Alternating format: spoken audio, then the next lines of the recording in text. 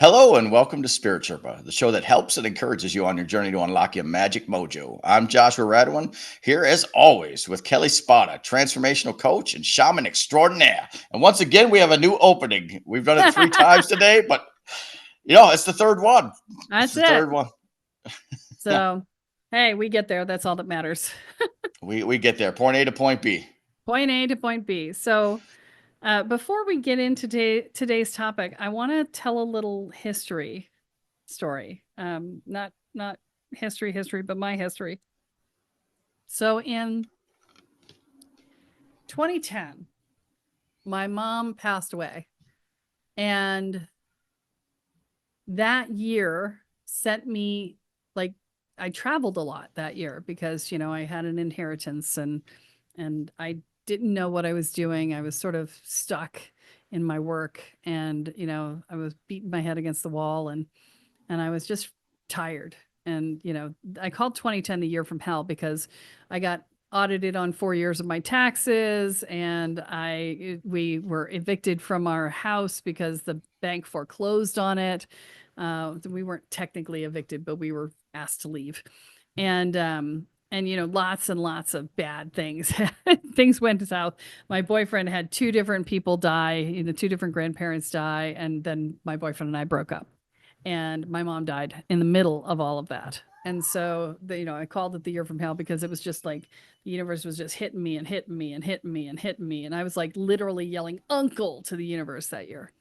But one of the things that happened was my friends and I did a ritual to bring the divine feminine or the divine union temple into existence. And I know I've told this story before. So I'm not going to tell the whole story again, but we did this ritual and we held it open for 18 months. And, we did a huge amount of energy work within that. So the, but the important thing in regards to this episode is that shortly after that, or no, shortly before that, somewhere in the general vicinity, but around that event, I was being pulled to all of these people who I had been in temple with in the temples of Babylon back in the day. Some were eunuchs back then, some were other temple priestesses, but I was just everywhere I went, I was meeting other people from that life. And they were all holding, well, with the exception of the one who was a eunuch, but they were all holding this divine feminine energy. And so there was this really interesting uprising. And so having been in this work for as long as I have, I get the benefit of being able to see that every 10 to 15 years, there is this uprising of divine feminine energy. And so I saw it happening in the early 2000s, late 90s. And there was a big uprising at that point. And then it happened again in the 2010, 2012 range, where there was another big uprising of feminine energy. And I spent time at the Daughters of the Earth and the Belly in the Womb conference, and all of both of which I don't think exist anymore. But they were huge things. Zest Fest happened where all the women came together to expand and grow, and the Red Tent Temple movement started back at that time.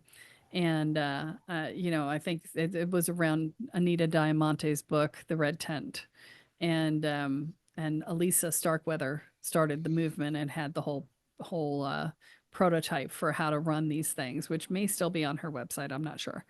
Haven't been there in ages, but I know she's retired, but I don't know if she still maintains the website. But the upshot, though, is that all of this stuff was happening, right?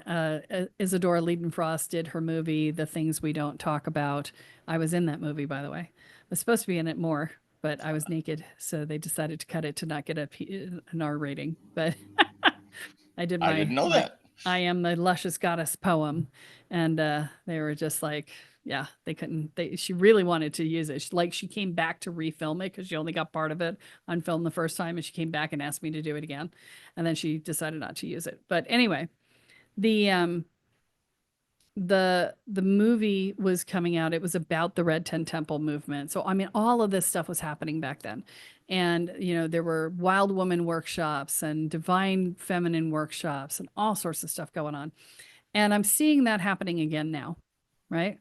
And this was actually again your idea, Jeff's my husband. Josh is my my co-host. I will get this right. Yeah. So Josh comes up with the topics. We talked about that last time, and we opted not to talk about the timelines because we realized we had talked about those in May. So if you were expecting a timeline episode, go back to May because we just did that, and we were like, no, let's not talk about it again, right? So, but the divine feminine is coming up again, and each time it iterates differently, which is very interesting for me. In the 90s, early 2000s, it was iterating as the wild woman. That was the big thing, was all this wild woman stuff. And then the second time around, it was more the divine feminine energetics, but stepping in to understanding that you are a goddess, right? As women, it was understanding that you are the goddess.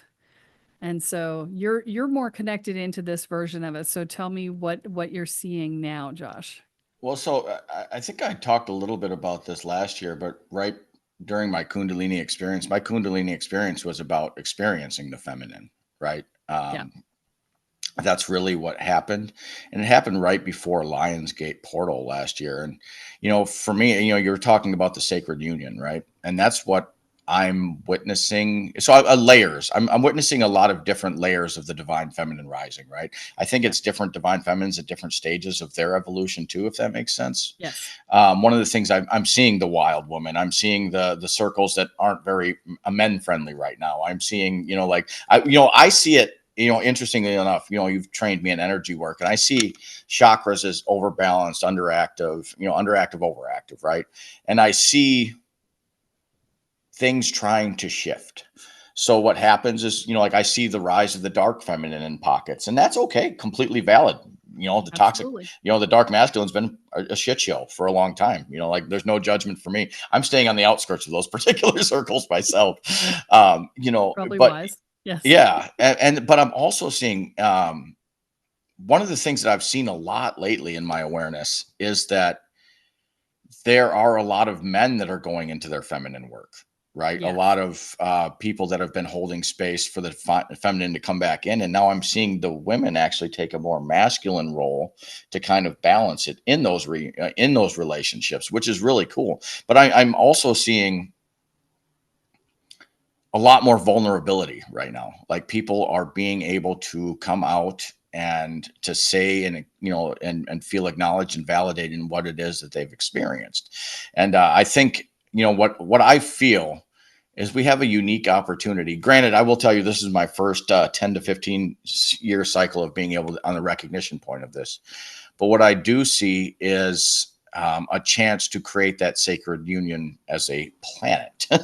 And this ties into what I was talking about last year is, the fact that France is a city of love and that the Olympics were in France. And, like I saw the earth have a heart chakra activation. And to me, that is where the sacred union takes place between Yes. the upper and lower. And I see that. Oh, I feel that now. I see that as where things are going. But it's just for me, it's about holding space right now.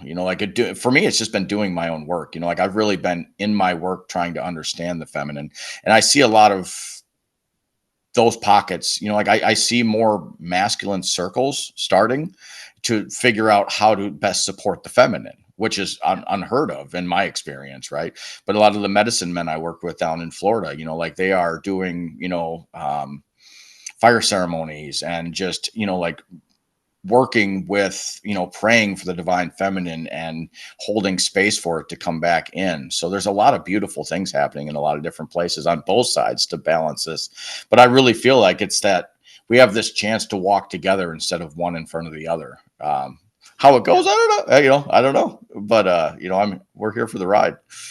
Well, in that year, somewhere around that year, we we also did this ritual that evolved of its own accord at a Human Awareness Institute workshop on a deck. And we were supposed to be getting up and ready to pack and leave, and we ended up just spontaneously doing this ritual for this one person. And then because we were holding this space, people were like, "Can I do that too?" Right? They because we were in a public space, and we were like, "Okay, we'll do it for you too." And it was a circle of women. And next thing I knew, there were several guys who came out and drummed, and they were holding space, and another guy who identified himself and just decided that he was going to be the water bearer. And so in between the people we brought through, he would bring water to everybody and take care of everybody. And so it was like this beautiful container of women doing their work and men holding space for it. And so that happened spontaneously at that event, and it was probably the best uh, prototype, I guess I could imagine, for that sort of thing. And it was beautiful. And we tried to recreate it a couple of times, and it just didn't work the same, right? Anytime you're doing something spontaneously, it's just in the moment, and it is what it is. And but this is the thing. And so what it sounds like to me is that the feminine has awoken enough. The women have. So the first one was about acknowledging that we are not just what society has told us. That's what the wild woman stuff is, right? And then the second one was we can be powerful. We just have to choose to be, right? And so we've acknowledged our wild woman. Now we're going to bring it and integrate it into our beingness, right? And then the third state is women are standing in their power enough that they can hold space for men now. And so men can stand in their feminine now. And so the divine feminine is coming in. So ultimately in tantric practice, you are looking to balance the masculine and feminine within you, right? That's the goal. So you have both inward and outward energies that you're working with, and the balance is that yin yang, right? Internally. And so, to bring the feminine in is also to bring the masculine to balance, right? And so either that's bringing it down to balance or bringing it up to balance or bringing the feminine up to balance the higher masculine, whatever you do, but it's about finding balance, right? And, again, I'm going to say for those who like to be PC and complain about terms, this is energies, not genders. Please understand that. Okay. And so bringing the divine feminine in, I feel like there are stages that this divine feminine work goes through, right? And the stages are, I need to be on my own, no men allowed, because I've been too traumatized by men, and I need a safe space for me to be able to stand up and stand on my own and be supported by my fellow women and that sort of thing. And in those spaces, men are excluded, and even transgender are excluded because they did not come up with the female experience, which is very different than growing up male. And so the only other space that I personally would exclude transgender people is from spaces where you're bleeding on the ground. And I would also exclude premenstrual and postmenstrual women for that reason, right? Because if you can't bleed on the ground, that's not your thing, right? That's a different thing. But after they get past the trauma stage, right, then I see groups open more to transgender, to men, to a variety of other non-binary and whatever, right? And that's when it becomes more about the divine feminine rather than about the female experience. It stops being the female body and becomes the feminine energy. And that's where things shift and move. And then that comes into a more empowered space usually. And it comes into a place of mutual holding and an open heart, as opposed to finding. So third chakra is the power space, right? Like, I'm empowered, right? So you worked your way up. I'm safe, root chakra. I'm integrating my sexual center, passion, my divine creativity, my fecundity as a female, right? My ability to bring forth life into the world, right? And then I'm coming up into my power and having, the ability to say yes and no and set boundaries and all of that.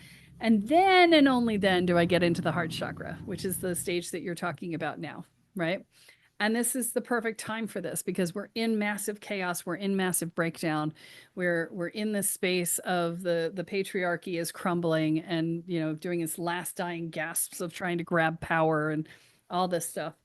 And the feminine is coming up and going, yeah, we love you. It's okay. Right. And the feminine work in the world is to accept and receive without judgment everything that is there. Right. That's the feminine beingness state. And that's the other piece of when you're transitioning into divine feminine, you're transitioning out of the understandingness and into the beingness state. And so you're embodying more and you're aware of your body, you're aware of your gut instincts, you're aware of your gut health, right? All of this, right? All of these things are coming into play because your body is integrating into your spiritual practice instead of just being a container for your soul, or the thing your soul wraps itself around is probably a better choice. Your meat interface, right? So instead of just being your meat interface, your body becomes integrated into that soul experience. And it becomes an informant of your life experience in that state. And so, this stage is about that, right? It's about being able to be present with what is and being able to, sort of surf the experience and be with it and to not have to change it if there's nothing for you to do, right? So it's just be like, oh, it is what it is, and I'm gonna just surf through it, right? That sort of thing is the piece that is relevant to this divine feminine uprising. That makes sense? I think that was if you said that, or if that was just a divine channel. I've been just sitting here in awe of what everything you just said, because I don't have any questions or anything to add to everything that you just laid out there, because that seems like exactly what I've been experiencing and witnessing. Yeah. So as the divine feminine comes forth once more, right? And it'll come again in 10 or 15 years, right? Just like every 20 years or so, we hear about 5D transitions. The 25 years, every 25 years. Yeah. The thing that you need to understand is that it's about being embodied. It's about being present. It's about being quiet enough that you hear what's going on instead of trying to yell over each other. Okay. It's about accepting and receiving without judgment all that is until you become everything and then you become one with everything. That's the feminine path. To be balanced with the masculine, which is strip away, strip away, strip away everything until you become nothing and become one with everything. And then the goal is to do both at the same time without it being paradox, right? Which I know if you've been listening for a while, you've heard that a bunch of times, but you needed the reminder today, so you're welcome. And so there is this pathway, and we are in that divine feminine pathway, and you are correct. The entry point is the heart. And so, if you are still in trauma around the feminine, if you're still in trauma and men are still dangerous to you, then you need to find a women's circle that is a no men circle, because your goal is to find safety, right? If you're going to do divine feminine work. Now, you can also find safety through the Welcome to the Woo program if that's what you're looking for. But if you're trying to do it through a divine feminine path, then find a circle where there are no men allowed. Okay. If you are in the state where you are feeling not unsafe around men, but you are still not feeling quite entirely empowered, then you want a feminine, you want a divine feminine circle that is an empowerment circle, right? It's a place where you get to practice being powerful. You get to be seen and reflected and witnessed as being powerful. This may or may not include men, depending upon the circle, but I highly recommend that you integrate the men into the system at some point, because men are half the population, right? So you gotta learn how to deal with them, right? And so, and then ultimately you end up in a balanced circle where it's male and female, definitely, and they're working the energies together. And that may or may not be divine feminine work in that moment, and it may or may not be divine masculine work in that moment. And so there's a balancing space of both at the same time. And so, okay, I'm hearing somebody ask, how do I start a circle? And so if you want to start your own circle, you need to decide which kind you're going to run. Okay. And, be very clear about who is welcome and who is not welcome. And then you just need to let other people know that you're doing it. And then you set a circle, just like we did on episode 4. So if you need to remember how to do that, go back to episode 4, and you learn how to set a circle, and then you do the work within that circle. And ChatGPT can tell you how to lay out a structured ritual. I mean, it's actually not bad at it. So you can ask ChatGPT, how do I structure a feminine circle that is designed for this purpose? And it'll give you a layout. And usually it's really quite decent. So that'll give you an idea of how to start. But I often find that women's circles are best when they start in the very beginning. You want to start with sharing, because we as women need to get to know each other before we are willing to become vulnerable to each other. And, the whole idea of a circle is perfect love and perfect trust, right? So you need to allow people to get to know each other before you ask them to go deep into ritual. And so the first few meetings should be just a story sharing, right? It's like, I'm going to put my story of being a woman into the center, right? And I'm going to share that with the group and that sort of thing, right? And then you could do, some of the stuff we've done in the past is when we got to know each other, we actually stripped to the waist and painted each other as we saw each other. So we paired up and we each painted the other person's body. We used body paints, and that was really powerful and really interesting. So that's another option you could do. I mean, there's all kinds of cool stuff that you can do. But simply asking very basic questions of, how do you nurture yourself? How do you take time for you? How balanced is your life? Just things that bring them back to how well are they parenting themselves, right? So, there's lots of ways to do it. But as you're doing it, you just need to be aware that, and ideally, most feminine circles ideally should not be run by a single person. They should, the job of facilitating the circle should cycle to different women. Everybody should take their turn running it. And so that's the other piece, because then there's no hierarchy, right? It's much more of a feminine space where the person in the center is the person leading the process, but they are not the center of everything. They are the center of that particular event. And then someone else will cycle into the center, which is a much more feminine style of space. And so sometimes you can do it as a group inspired thing in the moment. Like everybody just gets together. And it's like, what do you feel inspired to do? And somebody does one thing, somebody does something else. And, there's lots of ways to do it, is what I'm saying. Right. And I'm out of water. So, yeah.